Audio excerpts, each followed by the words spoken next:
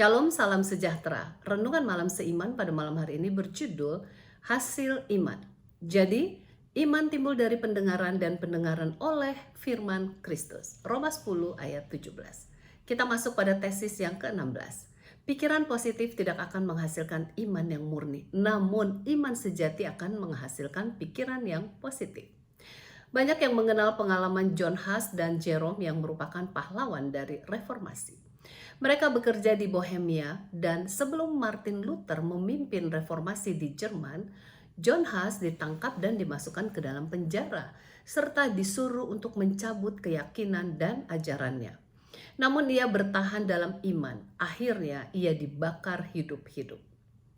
Mendengar pengalaman dari temannya, Jerome pergi ke Roma untuk bersaksi, tetapi ia juga ditangkap dan disuruh untuk menyangkal imannya.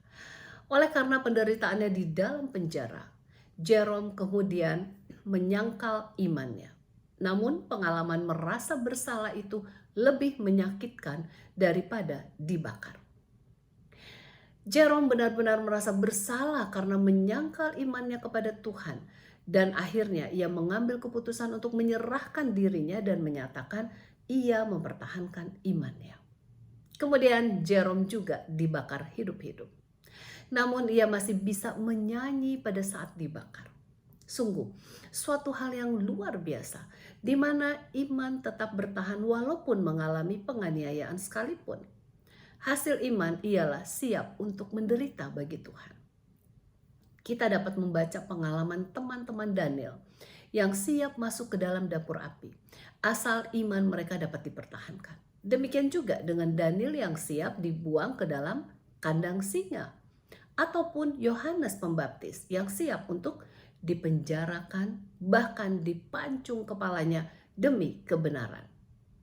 Ibrani 11 adalah suatu pasal yang berisikan tentang iman. Ayat 35 sampai dengan 39 berbicara mengenai tantangan dan penganiayaan dari para pahlawan iman sampai kematian mereka. Namun mereka tetap beriman kepada Tuhan walaupun janji Tuhan belum tergenapi bagi mereka. Janji rohani seperti pengampunan dosa, janji Roh Kudus dan kuasa untuk melakukan pekerjaannya senantiasa tersedia. Namun janji berkat jasmani sering belum terpenuhi, bahkan mereka harus mengalami kematian dalam iman. Pertanyaan yang perlu kita tanyakan bagi kita masing-masing. Bagaimanakah iman kita? Apakah iman kita telah menghasilkan penurutan serta pikiran yang positif walaupun mendapat penganiayaan sekalipun?